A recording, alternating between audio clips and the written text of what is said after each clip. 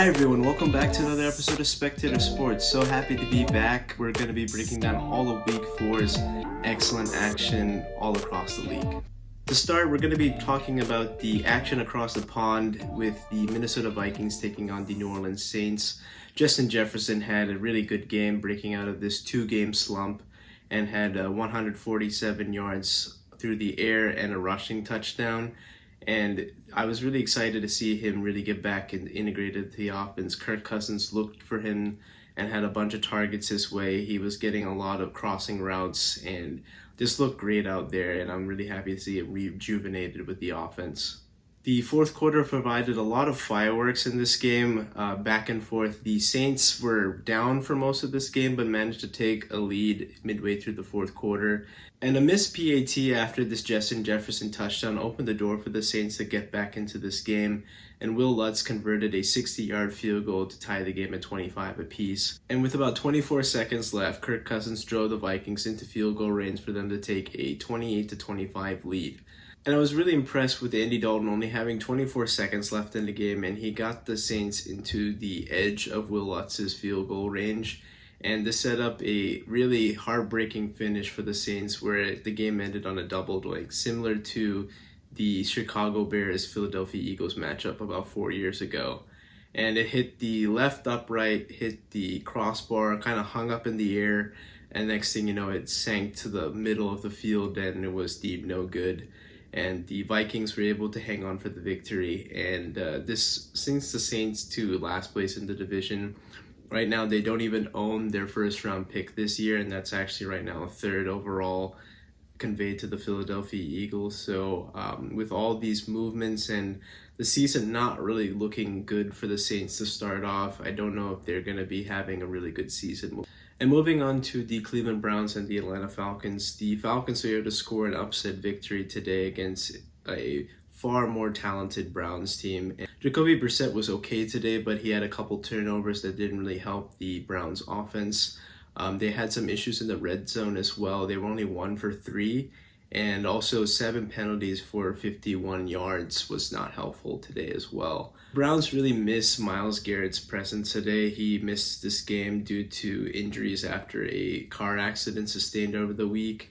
And with his status up in the air moving forward, they really need to find a way to manufacture a pass rush now. With Jadeveon Clowney also on the mend with an ankle injury, they really struggled to get any sort of pass rush today. They only had 1 sack on Marcus Mariota against a kind of a lackluster offensive line. And like I said, the Falcons really didn't have any business winning this game given the discrepancy in talent. And with the Falcons now moving on to 2-2, it's going to be really interesting to see how they continue to grow this season and how this offense continues to develop. Moving on to the Commanders at the Cowboys. Now, Carson Wentz was coming off a 9-sack beatdown last week against the Eagles, and now he's looking to play the Dallas Cowboys yet again at AT&T Stadium. The Cowboys are relying on defense and their passing attack with their running offense being next to nothing. Today, Zeke and Tony Pollard provided very little production on the rushing side of things. Thankfully, CeeDee Lamb and the return of Michael Gallup were able to provide the passing offense with a lot of juice. Even Michael Gallup, who we know is coming off an ACL injury last year, returned to the lineup and was able to provide a touchdown late in the second quarter. Cooper Rush seems to be managing the offense well. He is still unbeaten as a starter in the place of Dak Prescott. Micah Parsons still is a really profound pass rusher. Didn't get home today on Carson Wentz, but I was still impressed with the defense as a whole. Trayvon Diggs played today. He had an interception, his second on the year, and had a couple key pass deflections when guarding guys like Jahan Dotson and Terry McLaurin. Now moving on to Seattle at Detroit. Now this matchup doesn't seem the most enticing on paper at first glance, but I was really impressed to see that both offense really got it going despite both teams really missing out on some key weapons, especially on Detroit's side. Jared Goff really led the offense today. I mean, he had 4 passing touchdowns, 2 to TJ Hawkinson, who had his best performance of the year in place of the injured Amon-Ra St. Brown, and DJ Chark really taking on that number 1 option with 8 catches for 179 yards. And this was really complemented by Jamal Williams, who had over 100 yards rushing and 2 rushing touchdowns. On the Seattle side of things, Rashad Penny had over 150 yards rushing and 2 scores himself. And I was really impressed with Geno Smith as well. He had a clean slate, no turnovers, had 2 passing touchdowns. And in the small sample size that we have compared to his predecessor, Russell Wilson, he actually has better stats in 4 games compared to him. And now, with far lesser talent, I think this is something to be commended. They both have the same record as well. Equally competitive divisions, I'd say. We must give some credit to Geno Smith. Despite the lack of options, you could say, yes, he has DK Metcalf and Tyler Lockett, but I would definitely still give the Denver Broncos offense as a whole a better outlook compared to what Seattle has on their table.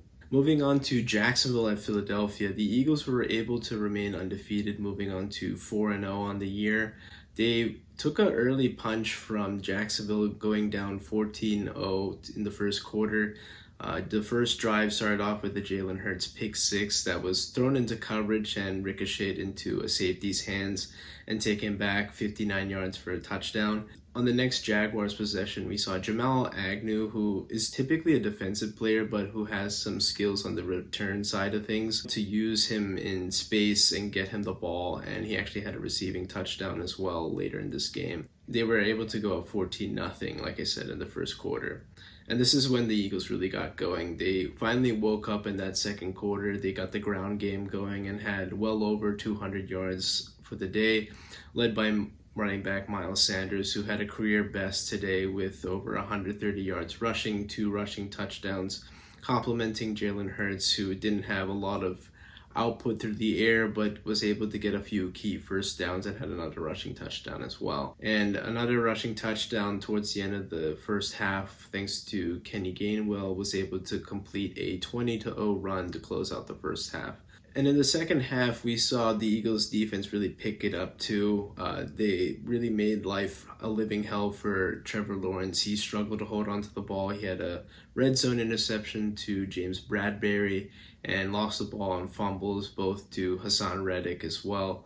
There were a couple questionable decisions that I thought Nick Sirianni made in this game. They had a chance to go up 2 possessions on a field goal attempt deep in Jaguars territory, but unfortunately, they decided to go for a 4th down play and they didn't convert, leaving the door a little bit open for the Jags to get back into this game. But following that failed conversion, Hassan Reddick was able to make that point totally irrelevant with another strip sack. So totally icing the game, and the Eagles were to hold on to the win 29-21. And now the Titans played the Indianapolis Colts. The Colts are now coming off a victory against the Kansas City Chiefs the week before, and they're trying to build some momentum after a pretty tough start to the season, starting off their first 2 games winless.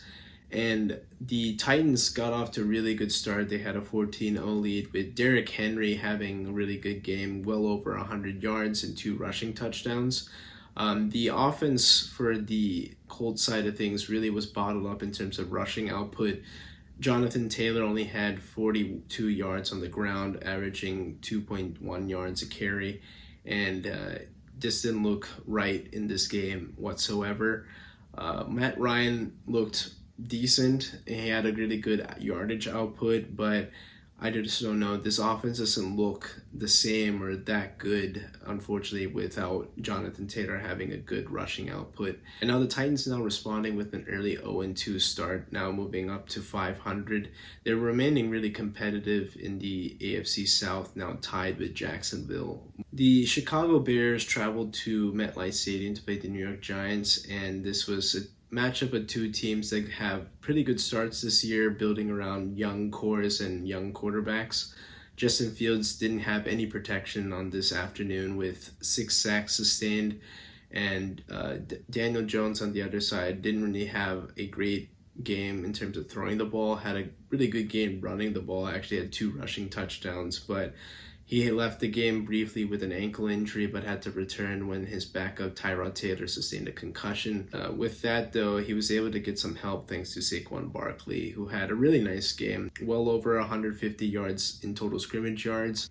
And the Giants were able to pick up a victory, moving up to 3-1 on the year, tied with Dallas for second place in this division. The LA Chargers traveled to Houston to play the Texans, and this was a much needed victory on the Chargers' part, moving up to 2-2 in a very challenging AFC West division. Justin Herbert was able to respond after a tough day against the Jaguars last week, and I was really impressed with Austin Eckler as well. He had 3 total touchdowns, finally waking up after this early season slump, and the defense now without Joey Bosa for the foreseeable future was able to get some key stops despite giving up a big rushing touchdown to Pierce, the running back for Houston. Houston remained competitive, and I really like the fight that they have, but they are unfortunately winless to start the season. The most interesting 1 o'clock game was definitely Buffalo at Baltimore. These are two teams that have quarterbacks from the 2018 draft class, both deemed project quarterbacks who were unpolished candidates in college that really needed to sit under a veteran quarterback and learn an NFL offense, then later develop. And both of them have obviously exceeded expectations so far. Lamar winning an MVP in his sophomore year, and Josh Allen really ascending to being a top 5 quarterback in this league. Now, both teams were 2-1 coming into this game, and we wanted to see how these teams could make adjustments despite some adversity. Now, Baltimore jumped all over Buffalo in that first half, very similar to what happened against Miami 2 weeks ago. And just like what happened against Miami 2 weeks ago, they lost the lead altogether. And they saw early success running the ball. They saw J.K. Dobbins get back into the fold with a receiving touchdown, which was really nice to see after him missing all of the season last year in 2021. And Lamar is definitely playing really well to start off this game, but struggled in the second half. And then thankfully in the second half, they really woke up. They were able to erase a 17-point deficit in that first half and able to tie the game heading into the fourth quarter. Josh Allen really looked great running the ball, again being the Bills' leading rusher, a formula that I'm not too keen on, but it got them the win today, given the slippery conditions with the rain on the East Coast. Baltimore had a chance to take the lead on either a field goal or a touchdown late in the fourth quarter. They drove the ball 93 yards. They ate like 9 minutes of clock, but immediately the play was awry when Lamar was flushed from the pocket and had to throw the ball in a desperation heap towards the end zone. It was picked off, and the Bills were able to take possession back in a tied ball game with under 4 minutes left. And this is your classic 4-minute drill. You're gonna get a couple completions, bleed clock, and then kick a field goal on a walk-off. And that's exactly what the Bills did. Now Baltimore drops to 2-2, and this is another troubling trend that I've noticed with Baltimore. They've lost now 5 straight games at home.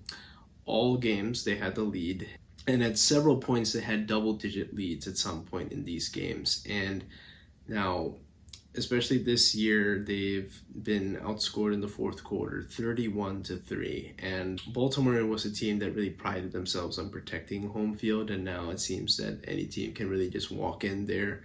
As long as they remain within striking distance in that first half, they'll be able to come back and really wear out Baltimore. Last year, you could say it was due to the onslaught of injuries that they faced, but this year, I mean, they do have Marcus Peters back. They do have Marlon Humphrey, an upgraded secondary with Marcus Williams as well. And Lamar's been playing great. He's definitely playing like an MVP caliber quarterback in these 4 games, but it seems like Baltimore is really wasting this early season success on Lamar's part. And on the Bills side of things, they're able to keep pace with Miami, who did drop a game against Cincinnati on Thursday night. And with the schedule being as it is with the Buffalo Bills, they really need to pick up as many wins as possible. The New York Jets traveled to Pittsburgh to play the Steelers, and this was Zach Wilson's debut, and I was pretty impressed given the rust that he had with the lack of a preseason this year. He had a passing touchdown and had a really interesting receiving touchdown off a trick play, and also led the game-winning drive as well. On the Pittsburgh side of things, the Steelers' offense looked totally out of sorts. And we finally got to see Kenny Pickett come into the lineup after Mitch Trubisky got benched. And he had a really weird stat line. He had 2 rushing touchdowns, them taking a 10-point lead. But his 3 interceptions were really costly. Now, we could say that they weren't really all his fault. I would say the first one was kind of thrown into coverage, but it was tipped up into the air and the safety was able to get that. The second one was definitely not his fault. That was a pop-up drop pass that turned into the safety's hands. And the final interception was definitely a desperation heave towards the end zone. All interceptions are not what they seem like in the stat line. Now, you can always read the box score and say somebody had a really bad day, but you really need to dissect the tape and see what they really did and what the play that they were trying to make. And me doing that, I think that, it was his season debut, his first NFL action. He had 2 touchdowns to get them into a position to win. And now with him probably taking the first team reps moving forward, I think the Steelers will now have a better outlook on their offense with their rookie quarterback at the helm. On the afternoon slate, we saw the Green Bay Packers host the Mac Jones-less Patriots, and the Patriots had actually a pretty good day. I was really impressed with their offensive output. They put up 24 points, mostly with their third-string quarterback, and they were able to remain very competitive despite Green Bay touting Aaron Rodgers at quarterback. He had a kind of a slow start, but able to pick it up in that fourth quarter, forced them into overtime, and had a really nice drive to send the game to their favor in overtime for a 27-24 overtime victory. Their offense still is not something that's too impressive. I still see them missing really good talent on the outside. Now, Lazard back in the lineup has been good, but they still need another complementary piece, whether that's Romeo Doubs or somebody else to pick up the slack. But hopefully that their offense really picks it up with the schedule now kind of turning into their favor with it getting softer in this middle part of the season. Arizona went to Carolina to play the Panthers, and Kyler Murray had a pretty decent day. He had 2 passing touchdowns and a rushing touchdown.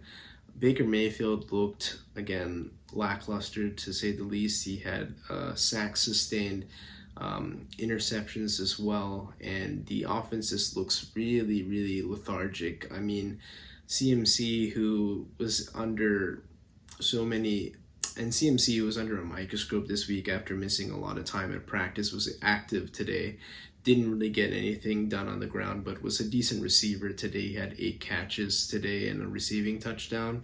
But again, this offense just doesn't seem to be having any life into it. And I don't know how to really fix the Panthers at this point. They could maybe go back to Sam Darnold. But it just seems like Matt Rule is just not going to have really successful tenure with them. And I would say that maybe that they need to look at the other options at coaching. The Denver Broncos went to Vegas to play the Raiders, and this is a clash of 2 AFC West rivals. The Raiders really needed a victory to get back into the playoff race because they started off the season 0-3. Thankfully, thanks to Josh Jacobs, who had a really nice day on the ground. He had 2 rushing touchdowns and over 120 yards rushing. Was able to provide a big offensive day for them when they really needed it from other guys like Derek Carr or Devontae Adams. On the Broncos side of things, again, their offense just doesn't really impress me with the weapons that they have and the backfield that they have. This is now their season high of only 23 points, and that's just not going to get the job done. They struggled before. They had outputs of 16, 16, and 11 in the first 2 weeks, so 23 looks pretty good. Russell Wilson's too good of a quarterback to really manufacture such a lackluster offense. Now, I could say that some of it still comes to coach Nathaniel Hackett as well. But this offense really needs to figure things out if they're really going to remain competitive in the AFC West, which is more talented than ever. And to close Sunday's action, we're going to have the Kansas City Chiefs playing the Tampa Bay Buccaneers in a rematch of Super Bowl 55, where the Bucs beat the Chiefs 31-9. Now, Tom Brady didn't even get a chance to get the ball after the opening kickoff was fumbled, and the Chiefs were able to take advantage right away to take a quick 7-0 lead to a touchdown to Travis Kelce. Mahomes really made all these wow plays that we really expect him to do and see. There was a pass that he was hesitating towards the right, drifting out of bounds, and so able to loft it over the defender to an open Clyde Edwards-Helaire. And they really controlled this game from start to finish. And don't let the final score distract you, because the Chiefs really dominated this game from start to finish. Mahomes led a brilliant offensive display tonight, and Tom Brady and the Bucs never really looked comfortable with them always facing a deficit as much as 18 points. They got it down to 10 in the last few minutes of the game. Brady and the Bucs have some work to do, but it is a long season, and they do have a division that doesn't really have a true contender to really push them, so they can maybe feast on those lesser division foes and get back into the NFC race. On Monday Night Football, the LA Rams played the San Francisco 49ers, and this is a rematch of the NFC Championship game from last year. This is a big rivalry between Northern California and Southern California, and this lived up to the hype early on. We got some skirmishes, some pushing and shoving. This is classic division play. These teams don't really like each other, and the Niners were able to get revenge for their championship game lost last season, and they're continuing a streak, at least in the regular season, beating the Rams yet again. The Niners rode their strong defensive play, holding the Rams offense out of the end zone the entire night and holding them to a total of 9 points. And it was really impressive with the pass rush that they got on quarterback Matt Stafford, who endured 7 sacks on the night and threw a pick six to nickel corner Hufanga that really ended the game. It seems that the Rams offense is still struggling to get out of the gate. They're missing out on another option outside of Tyler Higbee and receiver Cooper Kupp. Matthew Stafford doesn't really have a lot of options outside those two pass catchers, and their running game is really non-existent. Free agent acquisition Allen Robinson has been a total bust this season so far, really failing to get integrated into this offense. And they seem to be really missing out on OBJ, who's still recovering from that torn ACL he suffered in the Super Bowl last year. But if he's healthy after November of this year, maybe the Rams would look to re-sign him and get him back in for the postseason run. The 49ers offense impressed me as well. Jeff Wilson had a really solid day from the backfield, and Deebo Samuel had an amazing game with over 100 yards receiving and a touchdown on a really nice play that really outran the entire Rams defense. He's just such a superstar, but you just need to get the ball in his hands, and he can just make so many plays after the catch. And if they continue this, and as long as Jimmy G doesn't make any mistakes or keeps the mistakes to a minimum, they're going to be dangerous. They have a veteran core, and they still have a lot of talent on both sides of the ball to bother a lot of teams. For my Week 4 Offensive Player of the Week, I'm going to name Geno Smith of the Seattle Seahawks. He had over 300 yards passing and had 2 passing touchdowns and a rushing touchdown on the day, leading the Seahawks to a 48-45 victory over the Detroit Lions. I was really impressed with how he's been able to bounce back after a couple bad games in the middle of September. My Week 4 Defensive Player of the Week I'm going to name is Dre Greenlaw from San Francisco. He had 15 tackles on Monday Night Football, really played sideline to sideline, and just made his presence known all over the field. Teams that are trending up after Week 4. I'm going to continue to have the Philadelphia Eagles, who remain undefeated. Like I said, they were able to come back from a 14-0 deficit early in the first quarter and scored 29 unanswered points, hanging on to a victory against a very up-and-coming Jacksonville Jaguar team. The Kansas City Chiefs as well are definitely trending in the upward direction this week after a loss to the Indianapolis Colts in Week 3. They really lit up the Tampa Bay Bucs they really lit up the Tampa Bay Bucs defense, and just had pretty much whatever they wanted against them. And this is a team that really throttled them in Super Bowl 55, and to exact that kind of revenge on the national stage on Sunday Night Football was really impressive to see. And Patrick Mahomes still really impressed me this season as well. Without Tyreek Hill, yes, he's missed in certain facets of the game, but they still have so much talent that they're going to be still a really tough out. Another team that impressed me were the Seattle Seahawks. They are now 2-2 and remain tied for first place in a very competitive NFC West after 4 weeks. And after a 2-game slump, they were able to break out of that with a really nice offensive showing against the Detroit Lions. And my last team of the week, and I'm going to be outside the box here with naming the Atlanta Falcons. And beating the Cleveland Browns is no easy feat, especially with such a discrepancy on the talent side of things. But Coach Arthur Smith is doing a really good job making the most of what he has available. My teams that are trending down after week 4, I'm going to name the Denver Broncos as their offensive struggles continue to persist and concern me. Also, the Cleveland Browns, who lost to the Atlanta Falcons, just not very impressive, and they're going to need to clean up a few things after 4 weeks of play. And the Tampa Bay Buccaneers, after getting lit up on Sunday Night Football against the Kansas City Chiefs, they look vulnerable after a decent 2-0 start. Now, the schedule is going to get a little bit more rough, and Tom Brady just doesn't have a lot of help on the outside. Their defense seems to be showing cracks in their armor. And if this is continuing to be a trend, yes, I think their division is still going to be theirs, but I don't think they make a deep postseason run this year. And my last team that's just been trending in the wrong direction after week 4 has been the Los Angeles Rams. Their O-line play is really concerning. They just don't open up a lot of holes for their running backs, and they're not really protecting Matt Ryan. And this presence of missing Andrew Whitworth after his retirement last season is definitely missed. And they're going to have to clean up some things if they want to be a better team and make a deeper run to defend their Super Bowl championship. And that's it for this episode of Spectator Sports. Thank you so much for tuning in. Be on the lookout for more content on our TikTok and Instagram pages. Until next time, take care.